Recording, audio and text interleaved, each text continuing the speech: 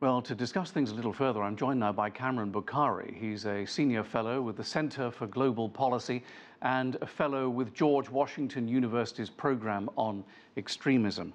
Kamran, how can a lone wolf like this be stopped? It's enormously difficult, isn't it? It is. It is extremely difficult because, A, you don't know who the lone wolf is, much less what he will target, and what are his entire plans. So what we have is a very, very difficult situation where, A, the lone wolves can be many in a number, and B, they unfortunately have a target-rich environment because their goal is to maximize carnage. Now, that being said, the accused man did post on a website called Gap, which apparently is a place on the internet for people to go who've been excluded from other websites for various reasons. He posted, "I'm going in." So can monitoring of comments like that somehow be stepped up? They can, but the underlying assumption is that you know who to follow. There are literally thousands of individuals, if not more, who display such sentiments. Not all of them carry through with their designs.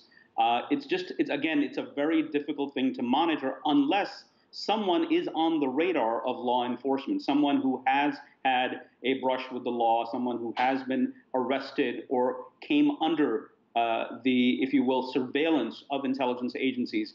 But, we're looking at this, we're in a democracy, you just can't. This is not a police state. And this is one of the issues that we have to come to terms with, is that how can we ensure our democracy and at the same time prevent violence? Now, there are many ways, but this is a very tough battle, especially if there are people who are committed to acting in violent ways. Well, you're an expert in this field. Do you have any thoughts about how we might move forward in this area? Because clearly there were some warning signs. They just weren't seen or acted upon, were they? The details are sketchy at this point. How many people are there that you need to monitor?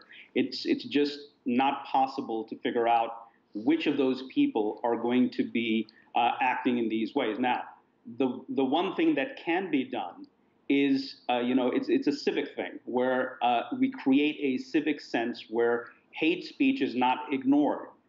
Anyone, exhibiting that kind of behavior at work, in school, must be, questioned, must be brought under some form of monitoring. But again, this is not something that can be done by one single entity. This is not just even the job of the government. It has to be a civil society thing where schools, workplaces monitor people who have exhibited these, sentiments of hate towards a particular community. So we just, this is something that's going to be an ongoing struggle. There are no easy solutions, unfortunately. But given the way that civil society has reacted, you saw those vigils that took place last night in Pittsburgh, are you actually optimistic that we will get there?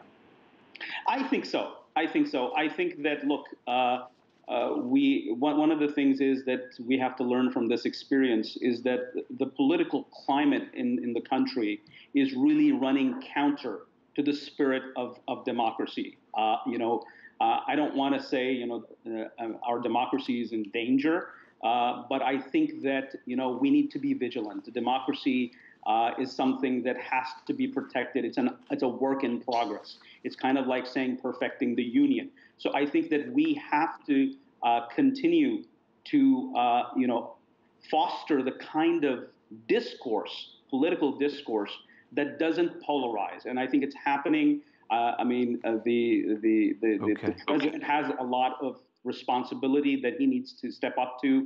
And of course, the media also has to somehow pull back, because right now there's a political, struggle going on, and it's polarizing. Kamran, thank you very much indeed. Appreciate it. Thank you.